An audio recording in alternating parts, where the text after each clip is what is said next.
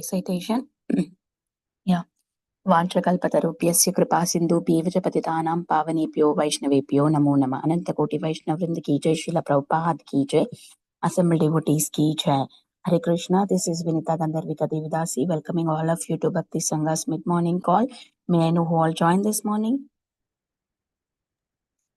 Hare Krishna Mataji, Dandvat Pranam, all glories to Srila Prabhupada. This is Neetu from Baltimore. Hare Krishna Neetu Mataji, please accept my humble obeisances. All glories to Srila Prabhupada. Thank you for joining the call. Hare Krishna Mataji. Yeah, go ahead, Mataji. Hare Krishna Mataji, Dandat pranams to all devotees here. All glories to Srila Prabhupada. Sumi from Jersey City. Hare Krishna Sumi Mataji, please accept my humble obeisances. All glories to Srila Prabhupada. Thank you so much Mataji for joining. Welcome to the call. Hare Krishna Vinita Gandharvika Mataji, please accept my humble obeisances. All glories to Srila Prabhupada, all glories to Guru Maharaj and all the assembled devotees on the call. This is Harita from Missouri City, Texas, Mataji. Hare Krishna. Hare Krishna Harita Mataji, please accept my humble obeisances. All glories to Srila Prabhupada. Thank you for joining in. Hare Krishna Mataji, please accept all my humble obeisances. All glories to Srila Prabhupada. This is Uma from Portland. Hare Krishna Uma Mataji, thank you so much for joining and very beautiful recitation Mataji. Welcome to the call. Hare Krishna Mataji, please accept my humble obeisances. Srila Prabhupada. Thank you, Vinita Mataji, for a warm welcoming, and Uma Mataji for that very beautiful recitation. This is Preeti Vilasni Devidasi from Atlanta, Georgia. Hare Krishna. Hare Krishna Preeti Vilasni Mataji. Thank you so much Mataji for joining and all glories to your wonderful services. Welcome to the call Mataji. Hare Krishna. Hare Krishna Vinita Gandharvika Mataji, please accept my humble obeisances. My humble obeisances to all the assembled devotees. All glories to Srila Prabhupada, all glories to Shri Guru and Gauranga. And thank you so much Mataji for reciting so beautifully, Uma Mataji. Thank you. And this is Sushmita from Canada. Hare Krishna Sushmita Mataji, please accept my humble obeisances. All glories to Srila Prabhupada. Thank you Mataji for joining and giving your recitation. Welcome to the call. So, is there anybody who would like to? Hare Krishna everyone. Welcome to Bhakti Sanga conference call. Today we are very fortunate to have His Grace Haridas Varya Prabhuji to enlighten us on the topic of Sri Caitanya Bhagavata Madhya khanda 17.88-98. Before I hand over the call to Prabhuji, I would like to read today's quote. November 13th. Why do you want to go on world tour? People everywhere are doing the same thing, eating, sleeping, meeting and defending, each in some slight different way, but the same substance is there.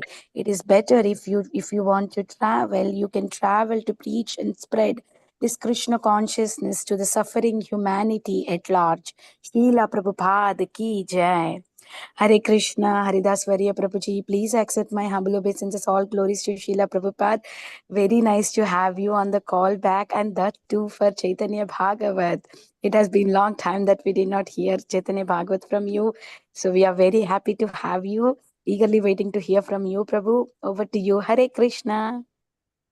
Hare Krishna Mataji, Dandavad Pranam. Thank you very much for that warm welcome. And I hope all of you are having a very blissful Kartik and having a very wonderful time glorifying Lord Damodar, glorifying Vrindavan Dham, and glorifying Krishna's pastimes and completely immersing in the nectarian pastimes of Chaitanya Bhagavat, Srimad Bhagavatam, and many other scriptures. So very, very happy to be here at the invitation of Preeti Vilasni Mataji to speak about Chaitanya Bhagavat. I recently came back from Vrindavan, so I'm carrying some cold, so please bear with me due to my physical inability. Otherwise, by spirit, I'm very, very happy to be amongst the most cherished readers of Srimad Bhagavatam, which is the Bhakti Sanga Japa Group.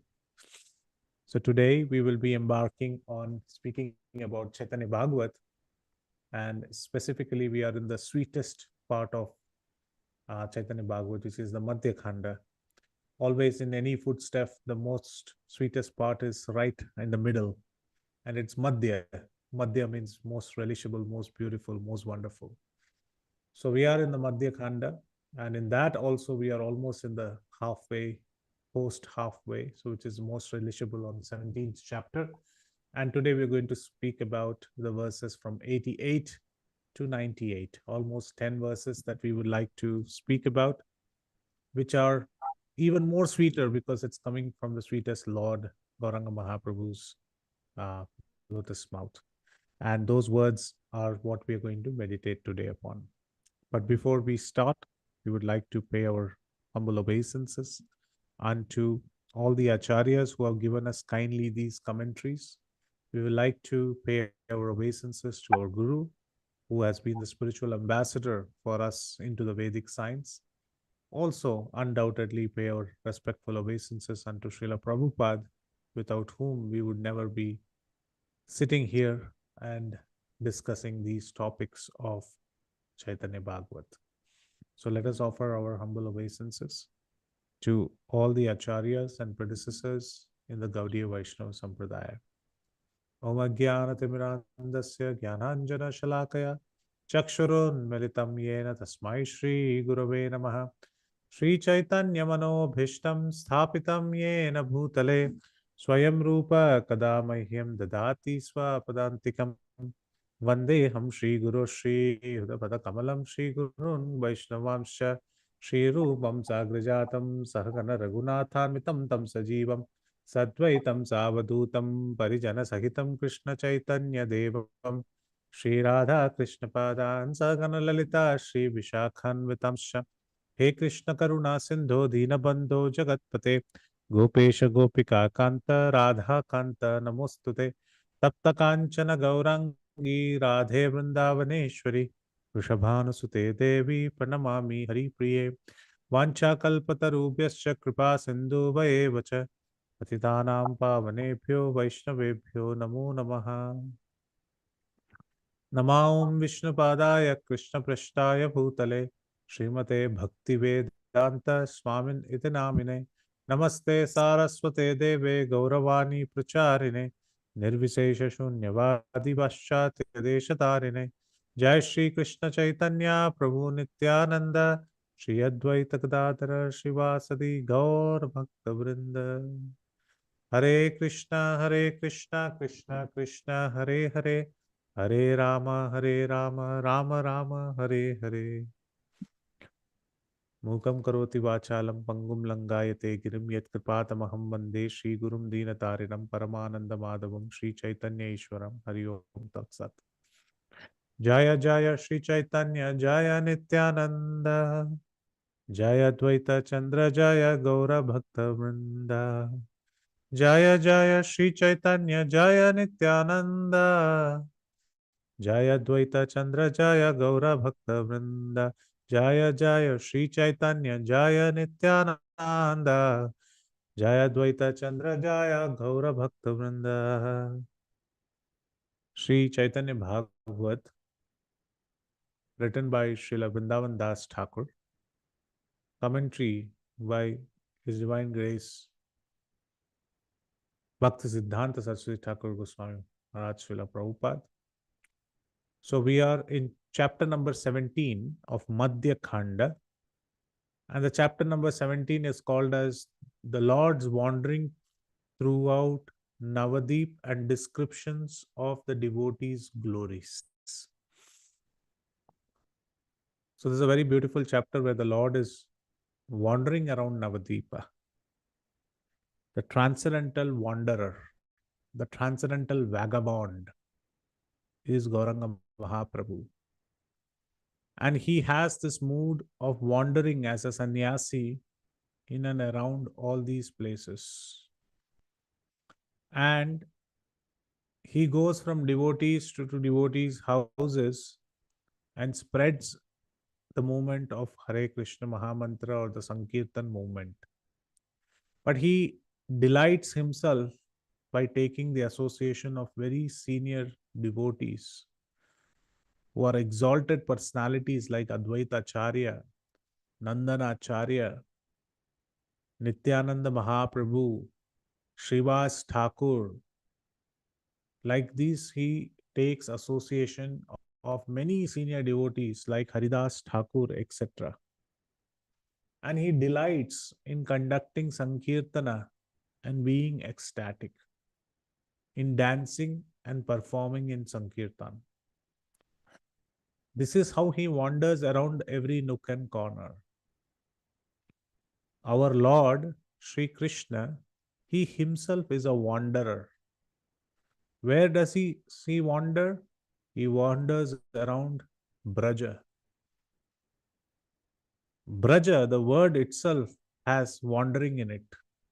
Where the cows wander, that place is called as Braja. Where Nanda Gop and his entire family of Gopas wandered around and blessed by their presence, that place is called Braj. The places where Sri Krishna wandered around the bushes by the banks of Yamuna, he is called as Yamuna Tira Vanachari, the transcendental forest wanderer. Jai Radha Madhava Kunj Bihari. So there is also a beautiful name. He is also known as Braj Bihari. Braj Bihari means one who is always wandering in the transcendental forests of Braja. So Lord's wandering definitely needs to be talked about.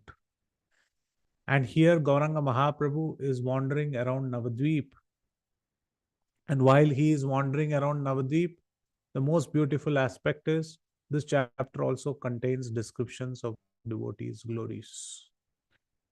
So we are at that stage where the previous speakers would have spoken about how the Lord jumped into Ganges and his hair was pulled by Nityananda Prabhu and he saved him. And how Haridas Thakur was massaging his feet and Chaitanya Mahaprabhu always asked Nityananda Prabhu, why did you do so? Why did you actually stop me? And Nityananda Prabhu, with tears in his eyes, with a lot of love for Gauranga Mahaprabhu, said, sometimes servants commit mistakes, but don't punish them in this way that you have not shown yourself to Adwait Acharya and Srivas Thakur, and they think that they have committed a great offense by speaking that way. And they were trying to live their life. So Gauranga Mahaprabhu says, I don't want to see them. I will hide myself in Nandan Acharya's house. Nandan Acharya says, how can you hide, my dear Lord? You are there as Shiro Daksha Vishnu in every atom and every particle. Isa Upanishad says, Anor Aniyan Mahato Mahiyan. You are in the smallest of the small, you are in the biggest of the big. Tad dure tad antike. You are very far, but you are very near as well. So if a person is very far, very near, how is it possible that you can hide yourself? The Lord smiled. He liked these prayers. He liked these mentions. But he remained Gupta in Nandanacharya's house. And afterwards, when Nityanand Prabhu and others came, they paid their dandavats. They requested Gauranga Mahaprabhu to consider about Adwait Acharya. And Adwait Acharya also came and paid his obeisances. And he said in verse number 80, 87, 85, 86, 83 to 87, he said that you always treat me in such a way that I become proud. Adwait Acharya is taking a very humble position. And you have awarded everyone else, apart from me, you have awarded everyone else the mood of topmost service. And which is what the topmost service is, Braja Prem. But with Advait Acharya, it is always awe and reverence. The Lord reciprocates with awe and reverence. So here, Advait Acharya is saying that I am not getting that Braja Prem, I am getting awe and reverence like Aishwarya. And you are the one who inspires me, and then you are the one who punishes me. You speak one thing and you think another. You are my life, wealth, body, and mind, but you are the one who gives me misery. So these are contradictions that Adwait Acharya is talking about. And he's saying all these contradictions, the one who is the giver of all is also the punisher. In fact, I was reading Srimad Bhagavatam today. Just before some of the chapters of Damodar Leela, very nice chapters come. One of the chapter is how the Shakatasur pastime happens. And it is a very wonderful way how we can understand the Lord is the giver and also the punisher. We all know Shakatasur was the cart demon, and he was placed next to the house of Mother Yashoda and Rohini. And next to Rohini's house was this cart park. And everybody was having this Mahotsava, this festival of how Lord Sri Krishna had started turning in his bed. It's called as the Karvat Leela. That means when a baby starts to turn. So everybody was happy, and many personalities, many matas, many gopis came to see the Lord because it was very unique to see baby Krishna turn in his bed. So this was a very big festival. So all the elderly gopis, they came, and Yashoda was attending to each elderly gopi, and there was festival which was ongoing. So when all the Matajis came, even the goddesses, they also wanted to bring attendance. And all the goddesses thought the demigods cannot attend because this is a very private, womanly affair. We are able to get into the house of Mother Yashoda and see baby Krishna. At that time, Krishna slept because he had nice milk, nice doodh, but he had it a little time ago and he fell asleep. And now the acharyas say, why Krishna fell asleep? Krishna fell asleep because it was a Mataji's event. Even the goddesses, even Nidra Devi thought that she should come there. So even the personified Nidra Devi, she came and she saw Krishna, and Krishna also saw her. And Krishna said, okay, stay in my eyes. So Nidra Devi started looking at Krishna and stayed in her eyes, and Krishna fell asleep. And when Krishna fell asleep, then Yashoda kept her near the cart.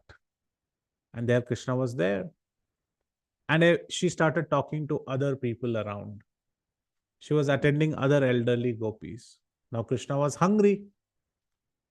And when Krishna was hungry, he started crying. The acharyas mention that even these tears, Krishna is thinking that all these people who came to my house, when they leave the house, they should be given some gift. Mother Yashoda was giving some gifts to others. And hence, she said that I should be giving gifts. So she was giving every elderly gopi some gifts or the other, some bangles, some makhan, some mishri, something or the other they were giving. Some ropes, some anna. Like this, she was giving all the gifts. Now Krishna was thinking, now Nidra Devi was there, even she is going to leave. Now I have woken up. So what is the gift I'm going to give through my eyes? Those were the tears. So Krishna started crying. He started crying. So the Acharyas mentioned that Krishna also gave gifts to the departing Nidra Devi because he woke up. This is Vrindavan. Everything is so beautiful. And he saw that this cart demon, Shakatasur, he was there. And he was taking a higher position and Krishna is below. So Krishna thought that, let me raise my legs and just touch him or give him a nice kick. So Krishna kicked him. And when Krishna kicked him, immediately the cart demon fell down to the ground. The Acharyas mentioned very beautifully that what is the reason that he actually kicked him? Why couldn't he touch him? because these carts are assembled and disassembled by Shudras. It is their job to assemble and disassemble. And because Lord's lotus feet is the resting place of all the Shudras, he said, let me punish them accordingly. So in this way, the Lord is the one who punished. And later we see, when we come to the southern part of India, Andal, a very beautiful poet, she in her Tirupavai prayers says beautifully that when you go to Vaikunta, you will have a milestone. You know you are in Vaikunta. You know how? Because one of these cart wheels, you will find it broken, and it is lying down in Vaikunta. Then everybody says, how did the cart demon's cart reach there? He says, this is Krishna's mercy. He is the one who punished the cart demon Shakatasur. And he broke down, and he broke down into different parts, and he fell down to the ground. But some of his parts were also liberated. And Adwaita Acharya is saying, you are the one who inspires in an action. You think something and you do something else. And you are the one who punishes, and you are the one who rewards also. So Krishna punished Shakatasur, but he rewarded him liberation. That even today, even when you go to Vaikunta, on the pathways to Vaikunta, you can see the beautiful carts, the beautiful chakra, the Shakata, which is there. And hence Adwaita Acharya says, you are my life, you are my wealth, you are my body, my mind, and yet you give me misery. I have given everything to you, but you give me misery. But he is saying, I'm not complaining. This is your opulence. And all he's asking is, please keep me as your maidservant at your lotus feet. He's saying, please consider me as your servant. This is very important mood. So Chaitanya Mahaprabhu is going to answer to these questions of Adwaita Acharya, or the words of Adwaita Acharya. And he's going to give us a very good glimpse into the world of punishments and rewards. And he gives very beautiful analogy also. So let's see today, text number 88. It says, Suniya Advaita Vakya Shri Gaura Sundara Advaite Re Kahe Sarva Vaishnava Gochara. Sunere Advaita Vakya. Advaita's Vakya, words. On listening Advaita Acharya's words, Shri Gaura Sundar, he said in front of all the Vaishnavas. So it was not a private talk, it was a talk in front of all the Vaishnavas. And it is very important we understand here the humility of Advaita Acharya. It is very easy to have a one-on-one conversation and say, I will become your servant. But it takes a lot of humility to say it in front of so many Vaishnavas. To put oneself as great as Advaita Acharya at a very low position and say, I am your maid servant, please. It is okay, you have chastised me, you have punished me. It is like opening up your heart, opening up your report card right in front of everybody, and you're saying, these are my problems. And saying that I am not a person who have received your highest benediction because you show me awe and reverence. Putting these facts not privately but publicly is a sign of progress. In the Vaishnava culture, humility is much rewarded. And how humility is rewarded? By Krishna's mercy. A humble soul always gets Krishna's mercy. So here, seeing the humility of Advaita Acharya's words, Sri Gaurasundar replied. And he replied in such a way that all the Vaishnavas who are assembled there, they can also hear. What is his reply? Suna suna Acharya mara tatva kai vyavahara drishtantanta dekha tumhe. Listen, suna Acharya, listen, oh Acharya. Tomara tatva kai. I am telling you the truth. I am going to give you an example And I'm going to narrate you that example. Please listen to this example. So Gaur Sundara is going to take an example and he's going to tell about his actions of staying away from Adwait Acharya and hiding in Nandan Acharya's house. And he's going to tell how the world of punishment works. And this is very beautiful. Rajapatra Rajasthane chalaye ye khana द्वारी पर हरि द्वारी प्रहारीरा सब करे निवेदन महापात्र यदि गोचरिया राजस्थाने जिव्यलाई दिले रहे गोष्ठीर जीवने यही महापात्र स्थाने करे निवेदन राज आज्ञा हैले कटे से सब जन. So he is giving an example. Rajapatra Rajasthane chale ye khana. Rajapatra means an administrator, a royal administrator who has the access to the king. So he's saying Rajapatre Rajasthane chale ye khana. One time, it happens that the royal administrator goes and presents himself in front of the king.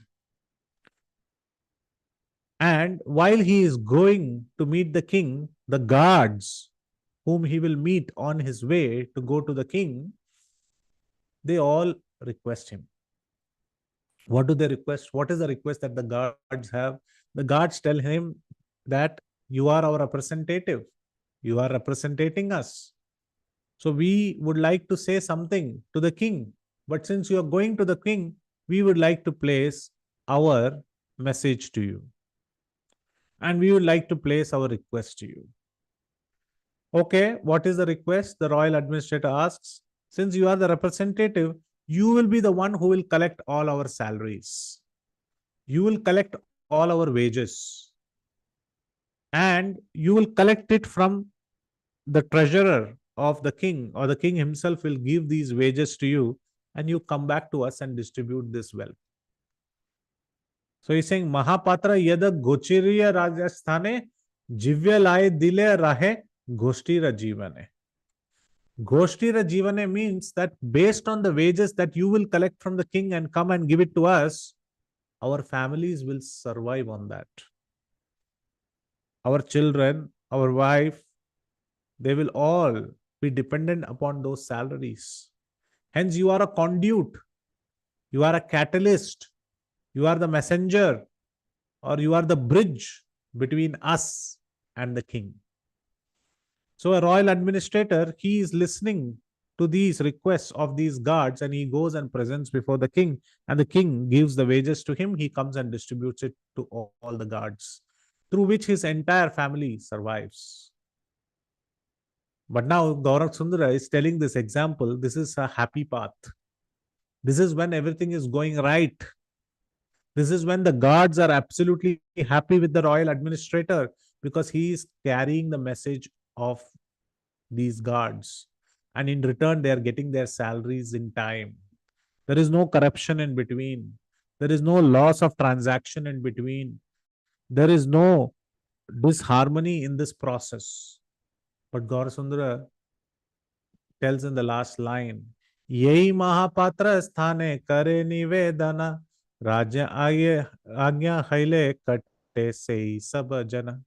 But the same royal administrator, if he does some mistake, if he commits some offense, if he engages in corruption, if he acts selfishly, if he puts some money in his own pocket, then what happens? Then the king will order these same guards to execute him, to give him punishment. And the guards will not hesitate. They will not think that this is the same royal administrator with whom we every month we put our request and he is carrying it to the king. So even if he commits a mistake, we should not be punishing him because he is carrying our message. If the king says punish him, then the same guards who have been taking help from the royal administrator, they will punish him.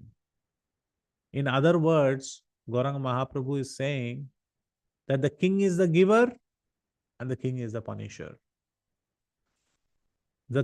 Based on the activity of the jiva, the Lord takes or the Lord punishes. But both are beneficial for the jiva. Both are beneficial because this helps the jiva to progress in devotional life. So here Bhaktisiddhanta Saraswati Thakur writes that the word jivya refers to ingredients that are necessary for maintaining one's livelihood. So based on these wages are what the family is living. So in other words, whatever Krishna gives in our life, good family, good education, a house to live, a good association, we should be happy with those. There are many people in Krishna consciousness who say that our house is very unfavorable for Krishna conscious. We should always remember that nothing is unfavorable. Everything is mercy of the Lord. Nothing is unfavorable. When the father was unfavorable, Prahlad Maharaj showed us how to do bhakti. When the father was Hiranyakashipu, Prahlad Maharaj was the one who showed how to do favorable Uttama bhakti. When the mother was unfavorable, Suruchi, Dhruv Maharaj showed us how to do favorable bhakti.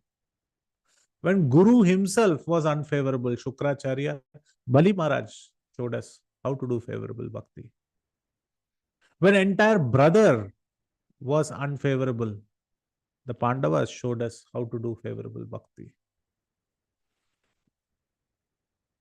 When the entire family, husbands, everybody was unfavorable, the gopis showed how to do the highest and topmost bhakti.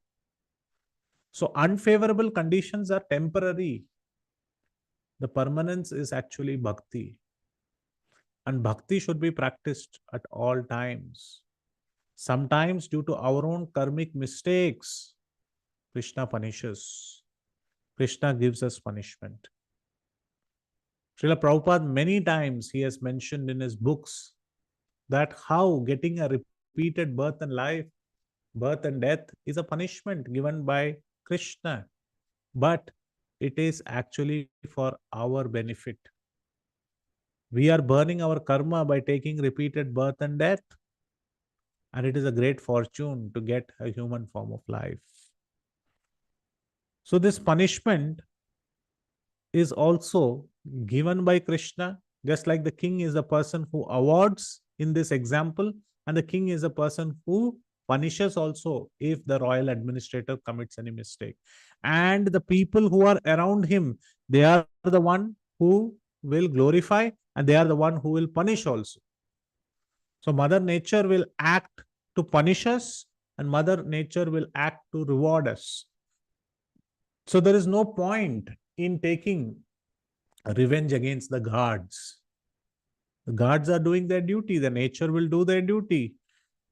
Karma will perform its duty.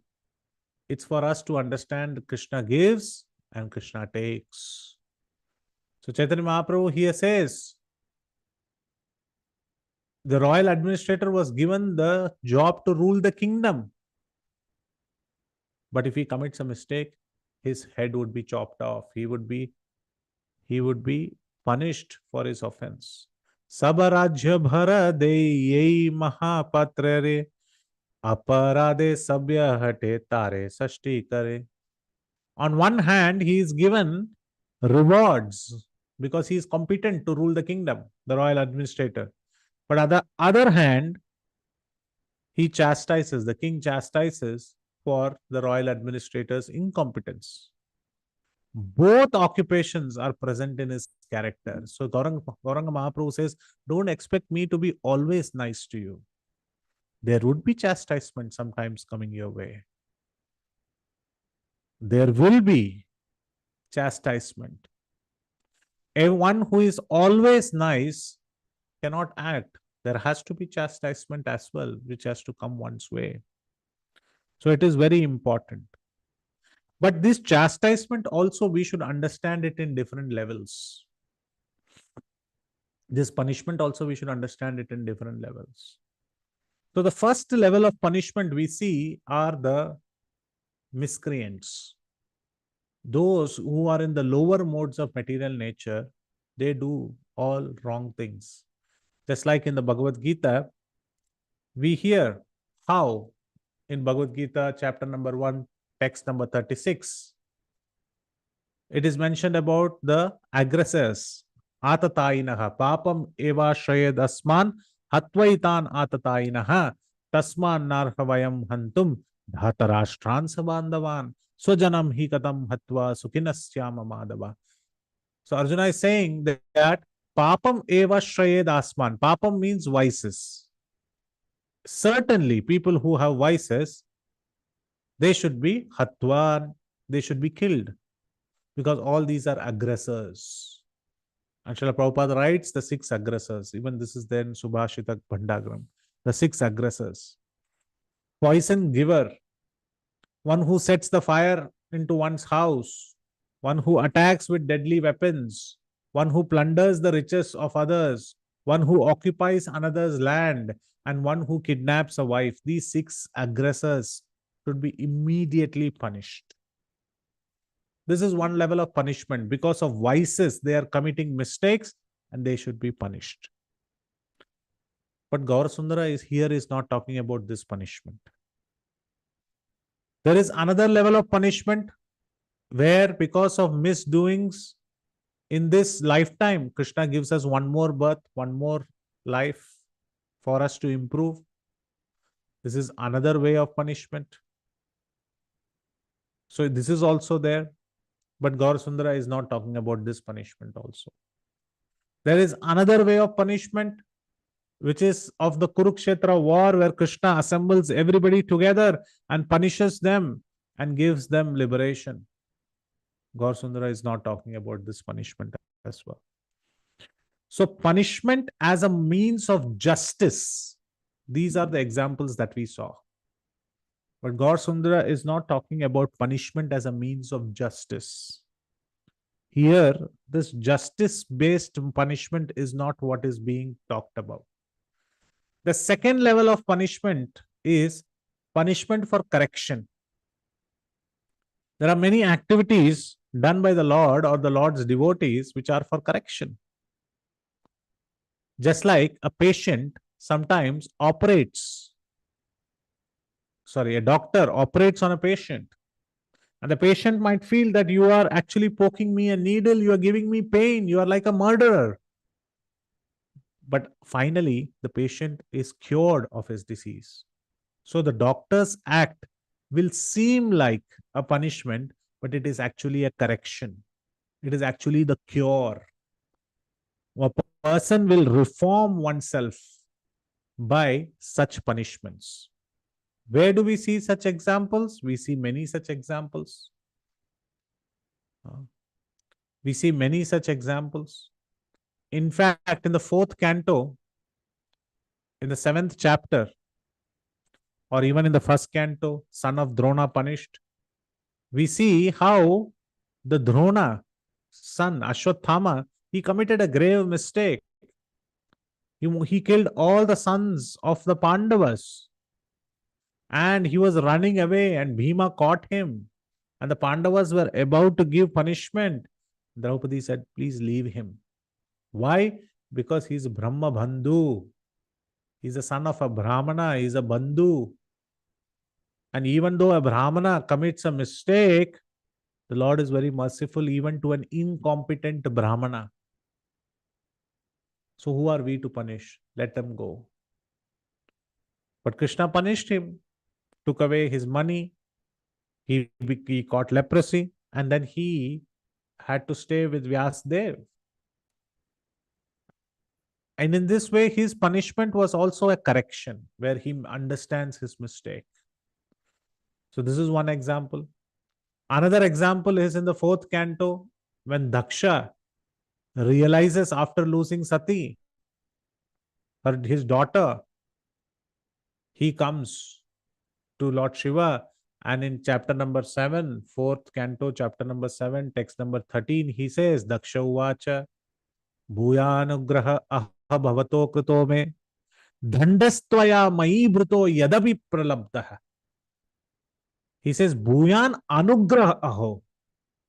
He's using two contradictory words in one statement. Daksha says, Bhuyan, very great.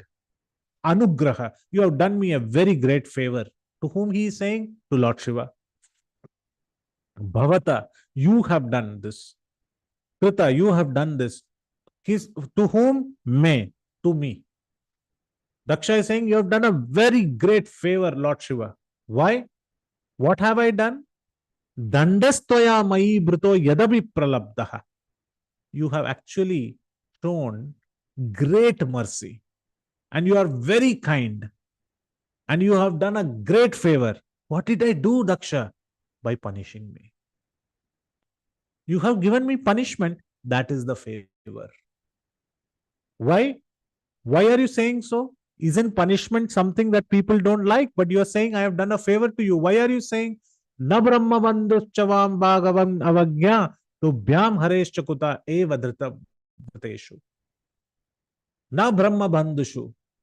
Because I know neither you, Lord Shiva, neither Lord Vishnu, na brahma bandhuschavam bhagavan avagya. They never neglect even a useless or an incompetent brahmana.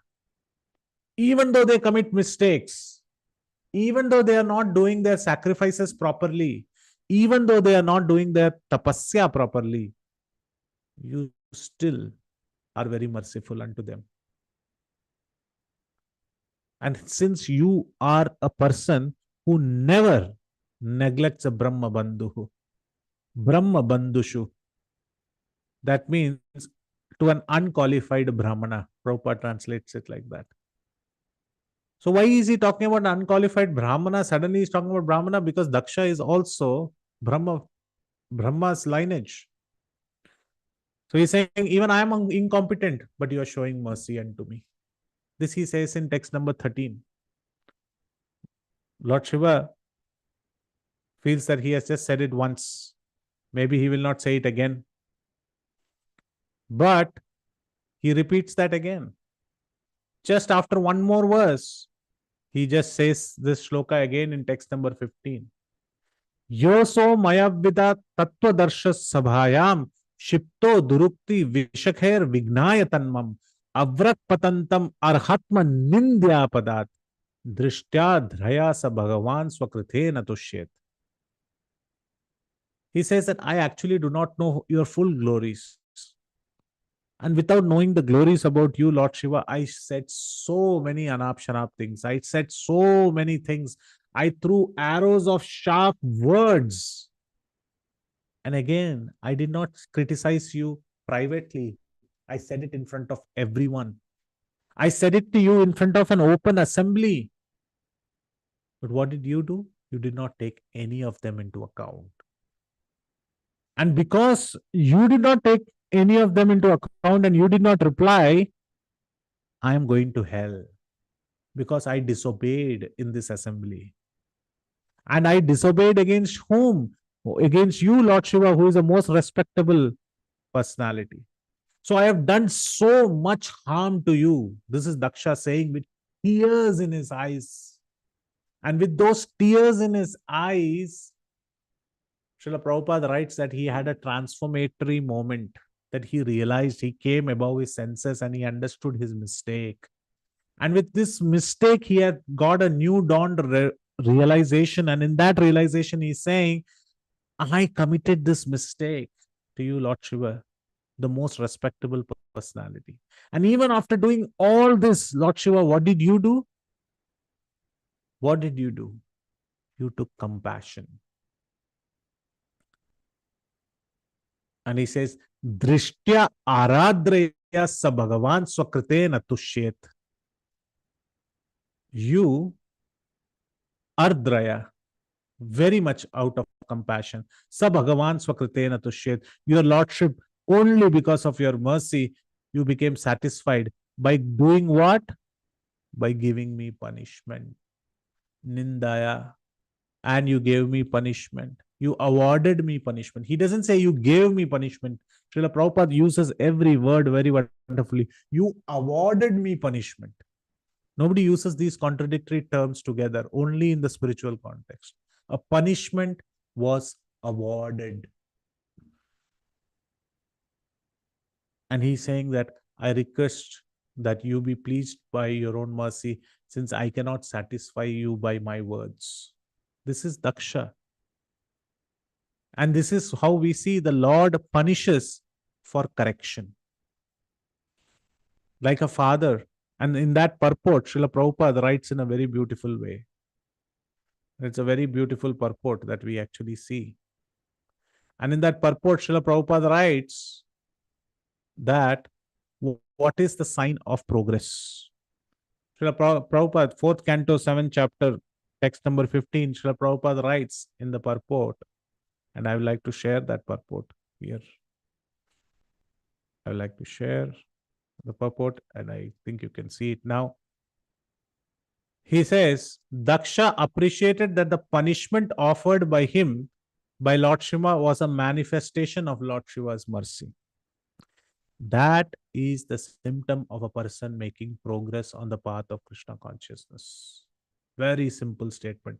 And even a more shorter statement is going to come, which is very wonderful by Srila Prabhupada. It is said that a devotee in Krishna consciousness never takes any miserable condition of life to be condemnation by the Supreme Personality of Godhead. So we should never think that any miserable condition of life is actually sent by Krishna. He accepts, that means the devotee accepts the miserable condition to be the grace of Lord. Any miserable condition that we are going through is because of the grace of Lord. How should we think then? Are we giving over glories to the Lord? No. I would have been punished or put in a more dangerous condition of life due to my past deeds, but the Lord has protected me. Thus, I have received only little punishment as a token of execution of law of karma. This is how a person should feel. That I would have gone through much more difficulties, but Krishna has punished me only very little. This is only little, and this is due to my karma. Thinking of His grace, thinking of the Lord's grace in this way, a devotee always surrenders to Supreme Personality of Godhead more and more seriously and is not disturbed by such so-called punishment. So this punishment, by developing this mood, it becomes correction. One corrects their consciousness. So while the first examples that we saw of aggressors, the first example of Kurukshetra war, the Shaktasur, in fact, Shaktasur is also correction, but the karmic punishments of repeated birth and death, those are all justice. Punishment for justice. These are examples of punishment for corrections. Even this whole month, Manigriva and Nalakuvara, they were also punished by Narada, not as justice, as correction, so that they will get the benefit. They will get the supreme benefit of being in the courtyard of Nanda. So these are examples of punishment of correction. But Gaur Sundara here is not talking about these punishments. He is talking about punishments out of love. There are some punishments which are not for corrective activities. These are loving dealings between devotee and the Lord. What other beautiful pastime to speak about other than Damodar, where the Lord is getting punished by Mother Yashoda. He's being bound in this Kartik month. Krishna is crying. Krishna has been so naughty that Mother Yashoda was constantly thinking how to bring senses into my child. And the other gopis, when Krishna was getting bound, they were telling Mother Yashoda, please leave him. Please leave him. Look at his face. He's crying. He has already smudged all his mascara on his cheeks. We can't understand which is mascara, which is his cheeks, because both are black. Look at those teardrops on his eyes. So the Acharya is saying the gopis are having a lot of compassion in the heart towards Krishna. No. The Acharya is saying that they are all fearing that this Krishna has now seen all of us in front of Mother Yashoda. And Mother Yashoda is saying, bring me the rope. Now they have to go and bring the rope.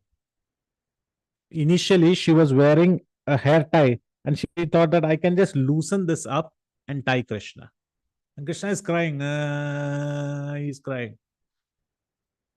Initially, he was crying louder because she had a stick. And he was thinking that he's going to get beaten now. But when she threw the stick, he got little respite. Okay, now she's not going to beat. But when she took the rope, he started crying again. Rudantam muhur netra yugmam rajantam. He started crying even more louder. And why was he crying so louder? Because he thought that stick one-time beating is okay. I'll get one-time beating, maybe I'll run away. But rope means I can't do anything. I'll be tied like a pashu, like my cows at one place. I can't go, I can't take part, I can't play, I can't go anywhere. I am bound to this place.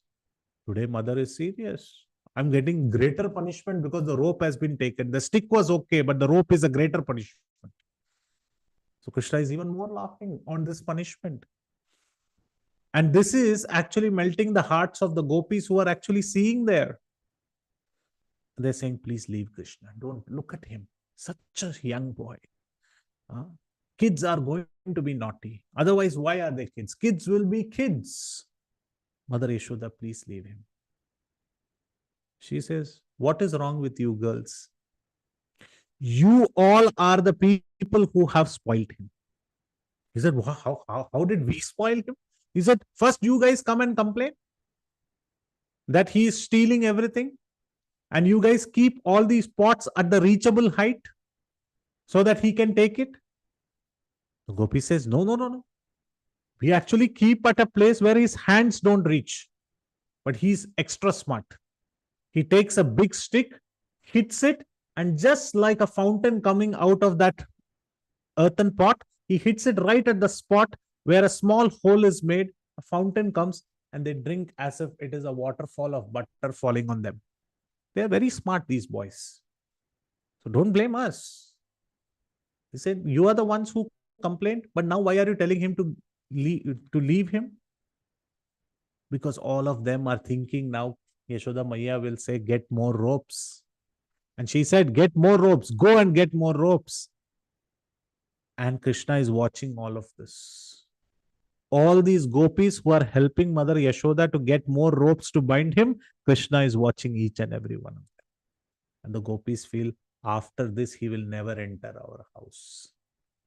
And if he never enters our house, how will we become satisfied? We actually want him to steal the makhan. We actually want him to be caught. We actually want him to be punished.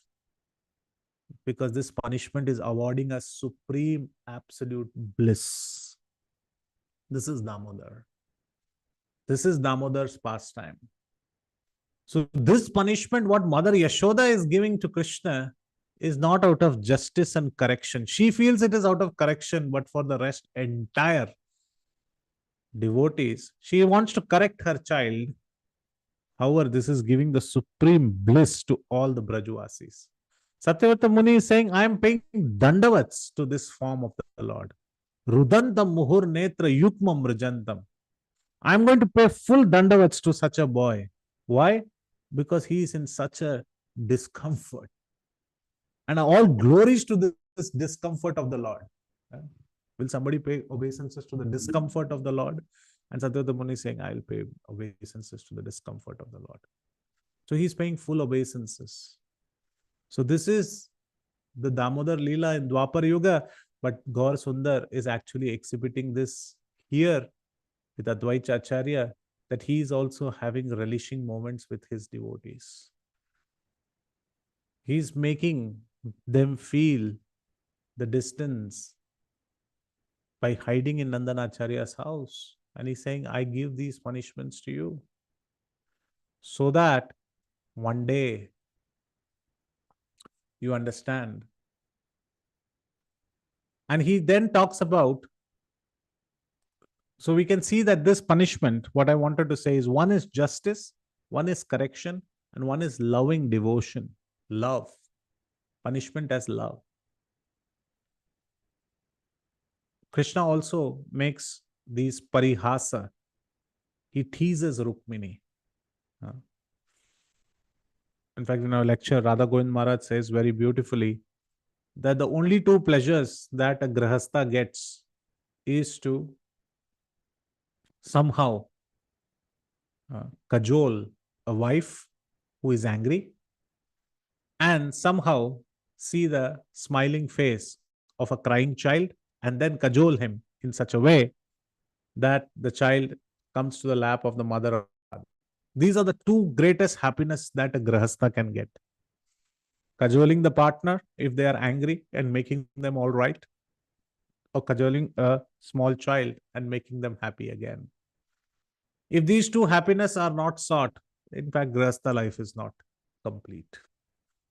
Very wonderfully he mentions. So these are the greatest two activities. So sometimes punishment by words, sharp words, Krishna gave to Rukmini and she fainted. And Krishna says, how are you? I thought that you will get angry. You will actually abuse some words to me. I wanted to see your angry face, but here you are constantly serving me. So Krishna and Rukmini also have this wonderful punishment by words and how it is actually turning into more loving factor. Even Krishna wanted to punish. When Mother Yashoda left him on the ground, when Damodar was left on the ground, he wanted to punish. Whom did he want to punish? He wanted to he really got angry and he wanted to throw the stone. But he didn't throw the stone on the ground because it was Mother Earth who actually asked refuge unto him. So he thought that somebody whom I have given shelter, if I throw the stone on the same person, how will it be? So I can't throw the stone. So he didn't throw the stone on Mother Earth because Mother Earth was the reason why he came as Krishna. So he threw the stone on the pot. So Krishna is also showing love towards Mother Earth. And it is like her daughter, like his daughter. And he is showing this love. So here, punishment is by not correction, not by justice. It is punishment shown out of love, out of supreme love. And hence, here, Gauranga Mahaprabhu quickly mentions the other verses. He's saying, how Ei Mate Krishna Maharaja Rajeshwara Karta Harta Brahma Shiva Yahara Kinkara. He says, in the same way, who is the king? The king is Krishna. So he has given the example of the royal administrator, the guards, the king, and here he is establishing the fact that the supreme king is Krishna. And everybody else like Brahma, Shiva, who are creators, annihilators, they are all none other than servants. And here so many references are given from so many Svetashwara Upanishad, many Upanishads, that how Krishna is the supreme personality of Godhead. And Gaura Sundar says, Shrishti adi kari teyo diya chena shakti, Shashti kari leho ke na kare divrukti. So he is the one who gives the power to create, and he is the one who awards punishment. Nobody can protest against him. Even though Rudra, he appeared before the Lord's anger and he annihilates the entire creation, and Vishnu maintains, it is said that the Supreme Lord creates progeny through Brahma and annihilates them through Rudra. So he is the reason who creates and he is the one who destroys. Tumi sarve sarveshwara Brajendra Kumara. Bhaktivinoda Thakur is saying, Tumi sarve sarveshwara. By your Agnya, Brahma creates. And by your Agnya, by your instruction, Lord Shiva destroys. And you are the Sarveshwar, you are the Supreme Personality of Godhead. And you are the one who maintains through many forms that you take, like Matsya, Nrsimha, Rudra, etc. What to speak about Brahma and Lord Shiva? Personalities like Lakshmi Devi and Shiva, they have also received punishment from Krishna. So he's telling all this to Advaita Acharya. But the Lord forgives the offenses of his servants. This is his love. And these three verses, the last three verses, should be a garland around the neck of a devotee. Aparada dekhi Krishna yara shashti kare, janme janme dasa se balila lato mare. In fact, this should be like the garland verse around our neck. Whenever a guru punishes, chastises a disciple, we should not get very sad, overtly sad that I wanted to maintain a very clean image in front of my guru, and my guru actually chastised me, gave me a hot sauce. This verse should immediately come in front of our eyes. Aparada dekhi Krishna yara sashti kare, janame janame dasa se lila tomare. If Krishna punishes one for his or her offense, then I tell you, Gauranga Sundar, Gaur Sundar is saying, Gauranga Mahaprabhu is saying, then I tell you that he is the servant of Krishna, birth after birth. What are we getting? By a chastisement, we will become servant of Krishna birth after birth. Who doesn't want such chastisement? So he's saying, Advaita Acharya, don't be so dejected. Uthiya kara hasnana kara aradhana nahi katomara chinta karaha bhojana. He's saying, get up. You have not taken bath. Take bath. Perform your worship. And then take your meal without anxiety. So this calms down Advaita Acharya. So it is very often that in devotional life, always we might not find that our path is always happy.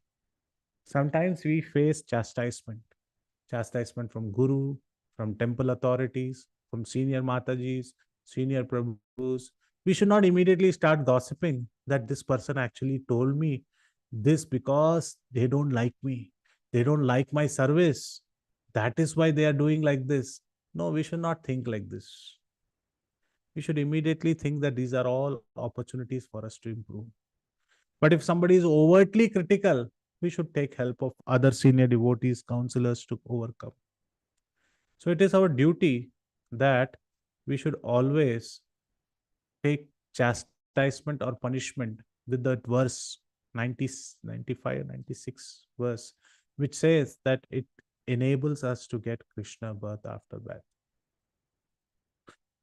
So many people get chastised in their devotional life. We should take it positively. In fact, I would like to conclude by saying that the punishments are of three natures. They are for justice, they are for correction, and then sometimes punishment is just exchange of supreme love. But whenever we get punishment, what should be our attitude? This question will be always there. Whenever we get chastisement, what should be our attitude? How should we react? Right? How should we react? And for that, I would like to conclude by saying as Savaya. Savaya is a 4-line verse, or in fact, it's an 8-line verse, octet also. 2 Savayas of a great poet in Vrindavan, who was Muslim by birth. His name is Ras Khan. He gives a very beautiful anecdote of how should be our attitude. He says, Suniya sabaki kahiya na kachu. This is in Braj. Rahiya imi ya bhava bhagar mein. Kariya vrata nema sachaya liye jinatem taraya mana sagar mein. Miliye sab soma durbhava bina रही सत्संग उजागर में रसखानी गुरबिंद ही यऊ भजई Jimmy नगरी को चित्त गगर में. Very beautifully he's saying, Suni sabaki kahiye na kachu. He says, whenever you get chastisement, listen to everyone. Let everyone give chastisement. It is good for us. It's purification. But should you give chastisement? Kahiye na kachu. Don't say a word in return. But what will that give you, Raskan? Raskan is saying, Rahiye imi ya bhava bhagar mein. This will help us survive in this world of birth and death. रहिए इमय bhava bhagar mein. Okay, I am not supposed to respond. I will accept and I will not say a word. But it's very difficult. So what else should I do? Kariya vrata nema sachai liye jinatem tariye man sagar mein. He's saying kariya vrata, but truthfully perform your vows of chanting 16 rounds, maintaining 4 regulative principles, and continue your austerities. Jinatem taraye man sagar mein. This will help us cross the ocean of mental realm. Very important, he says. It will help us to cross the ocean of mental realm. That the mentally thinking this person is like that person is like that, he said it because of this, that person said it because of that. It will help you grow across. And that is what Gauranga Mahaprabhu is saying. Get up, take your bath, do your austerities, and start worshiping. So he's saying, engage in your vows, in your austerities, in your chanting. Okay, fine. I am not supposed to reply a word. I am supposed to continue my bhajan. I am supposed to continue my sadhana, but what will I get? But if they come back to me and they face me again, what should I do? Miliye sabasom durbhav bina, rahiye satsang ujagar mein. Miliye sabasom durbhav bina. Don't have any animosity. Don't have any ill feeling towards those who have said incorrect things to you. But you stay satsang mein. You always stay in the light of saintly company. But how do I do this? This is so difficult. This is so difficult that somebody is coming and saying things to me, and you're telling me I continue my sadhana and continue my austerities and worship and saying saintly company. Give me one example of somebody who does this. Raskan says, Rasakhan Govinda hi yom bhajai jimi nagari ko chit ghagar mein. He says, worship Sri Krishna, the protector of the cows. And you ask me how you can do this? In the same way, Jimmy Nagari ko chit gagar mein, the same way the gopi is walking in Braj, concentrating on the water pot which is balanced upon her head. Her full concentration is on the pot, but she is walking, thinking about Krishna. In that way, have your concentration on the bhajan, have your concentration on sadhana, keep your austerities, but always worship Sri Krishna, the protector of the cows. Rasakhana Govinda hi yom bhajai imi nagari ko chittagagar mein.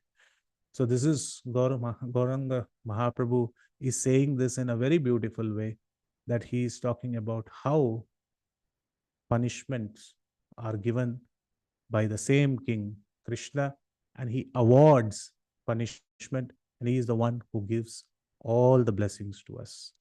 So in this festivals of punishment, which is Damodar Leela, today we got a chance of reading about the Kali Yuga pastimes of punishment.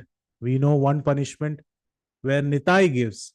Now we have seen the example of punishment, which is of Pani Hati Chidda Dahi of Nitai.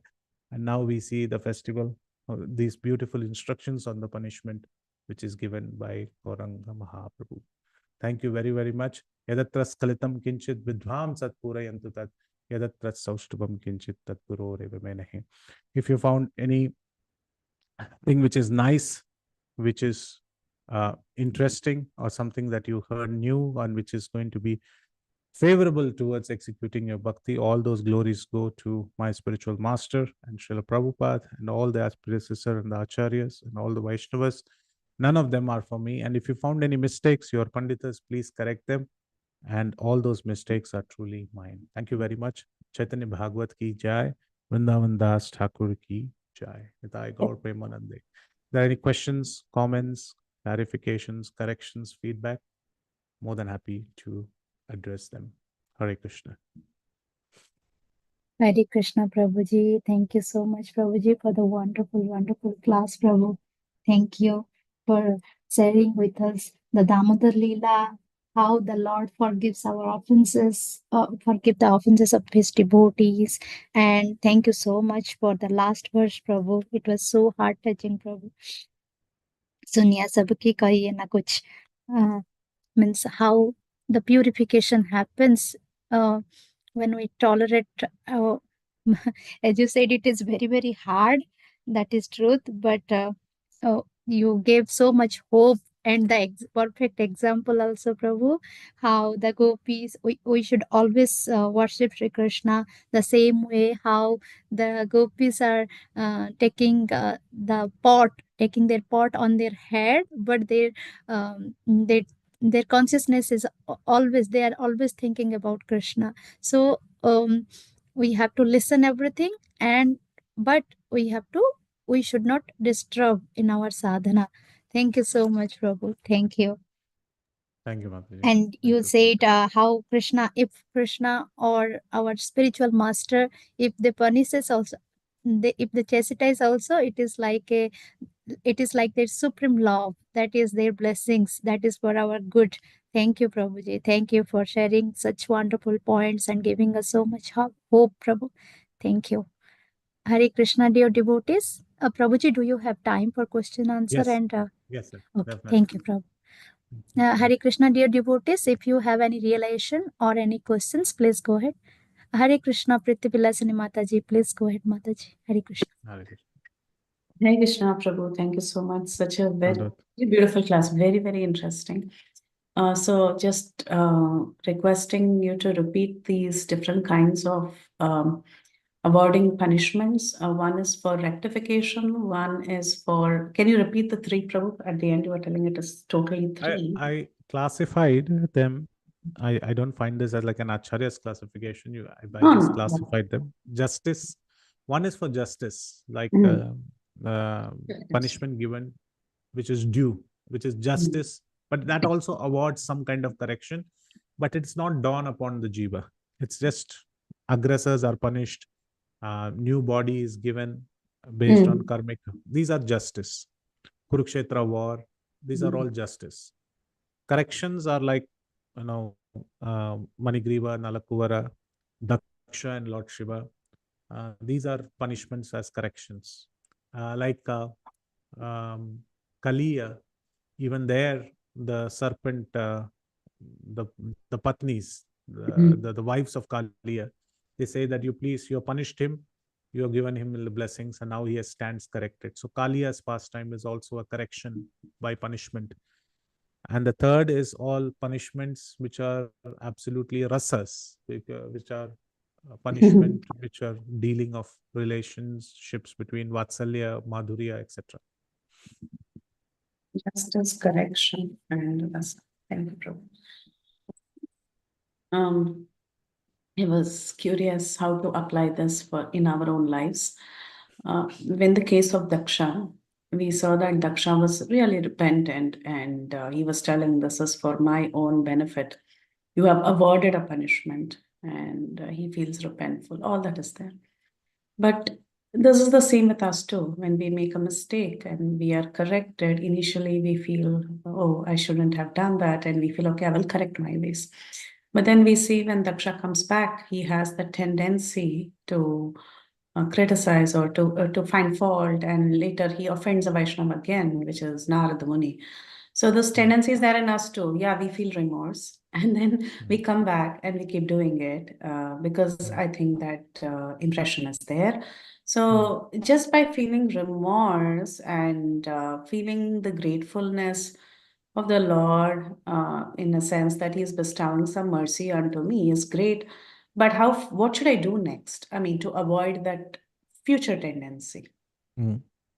So this is very nice question, Mataji. However, between the two incidents, we should see the difference. Just like how Vishwamitra's case also, he fell down thrice. But in every case, there was progress. So we have to understand that in every single activity of Daksha, even though he may seemingly commit the same offense again, but the number of words that he attributed towards Lord Shiva is not the same towards Narada.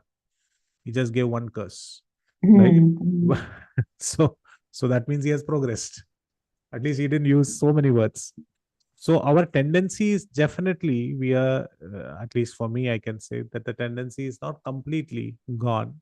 We rectify ourselves by repentance, which is the primary reason. Our post rectification, there will be some residue.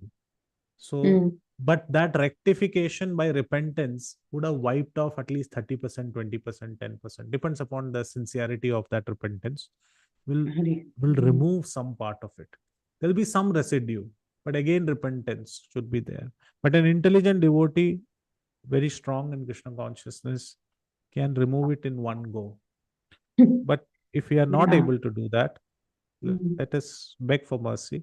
And even if we are committing the same mistake again, let's not be overtly critical and self-harm ourselves, saying that we are not that first-class devotee. Let's just be patient to understand, as Prabhupada's purport in 4.7.15 says, the progress in Krishna consciousness is to understand that this is all little punishment of our karma. So little means there is some measure still left.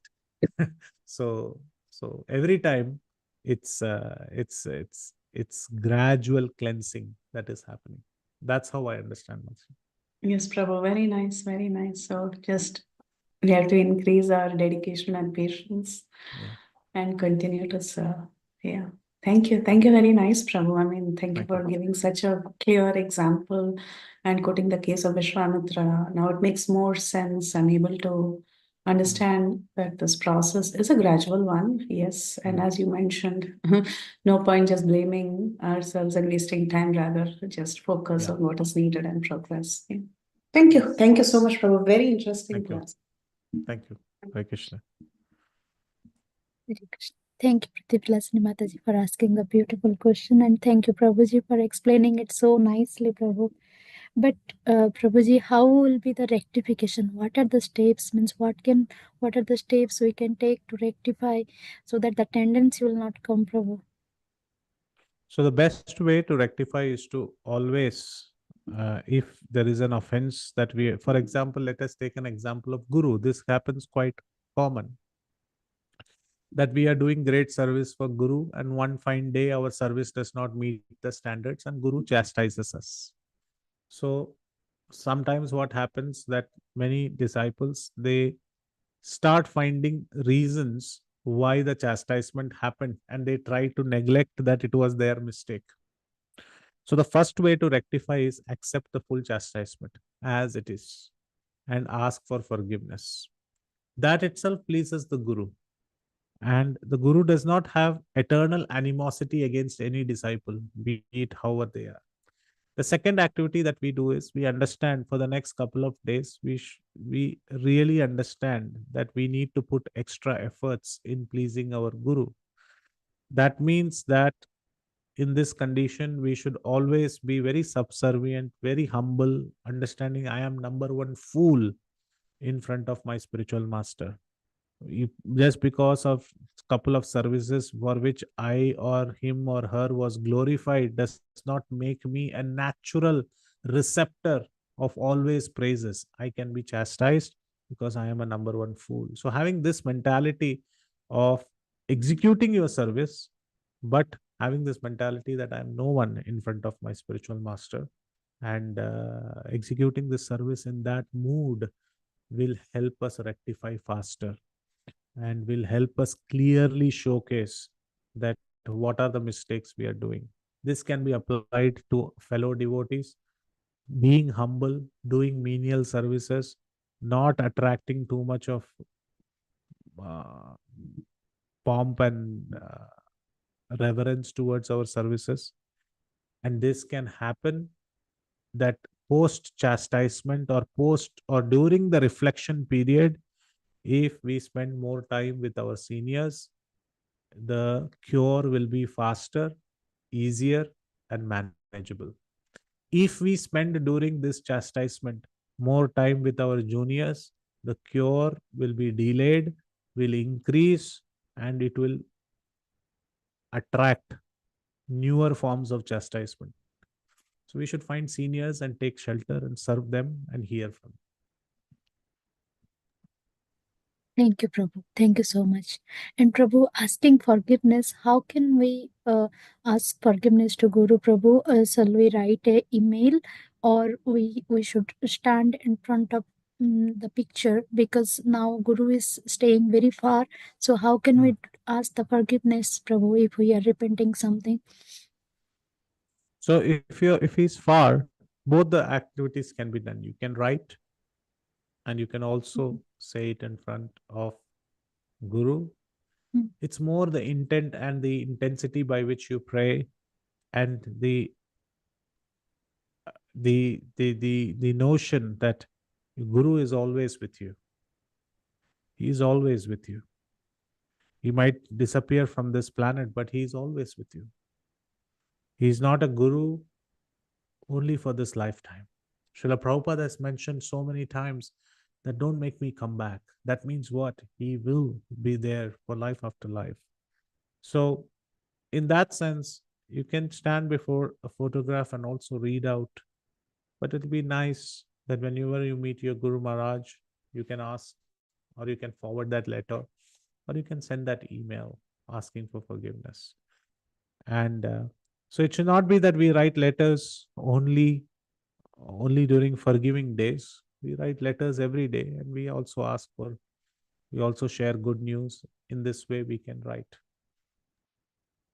Thank you, Prabhu. Thank you so much, Prabhu. Thank you. Prabhuji, I cannot see any more hand raise.